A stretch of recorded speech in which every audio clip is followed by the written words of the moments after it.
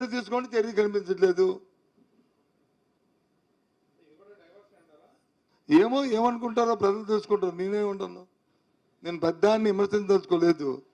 పెద్దాన్ని ఇప్పటికే 70,000 కోట్లు అప్పు తీసుకొచ్చి ఆ డబ్బు ఏం చేస్తారో తెలీదు. ప్రజలకు వచ్చి పెద్దల నెత్తి మీద వచ్చి ఇంకో 15,000 కోట్లు భారం మోపారు. అదే మా ప్రభుత్వం ఉంటే ఇప్పటికి 18,500 కోట్లని ఇందా చెప్పాను కదా, 18,500 కోట్లను వచ్చి మా ప్రభుత్వం ఉంటే ఇప్పటికి రిలీజ్ చేసేవాళ్ళం. జగనన్న అమ్మఒడికి కానీ, వసతిదేవనికి కానీ, విద్యాదేవనికి కానీ, విదేశీ విద్యకు కానీ, రైతు భరోసాకు కానీ, సున్నా వడ్డీకి కానీ, మత్స్యకార భరోసాకు కానీ మేము ఇప్పటికే మేము రిలీజ్ చేసేవాళ్ళం. ఈబీసీ నేస్తం కానీ, లా నేస్తం కానీ ఒకటి కూడా చేయలేదు. ఒక్క పెన్షన్ తప్ప ఏమీ చేయలేదు. మరి ఏమైంది డబ్బు అంతా? ఏమనంటే జగన్మోహన్ రెడ్డి అప్పు తెచ్చారు,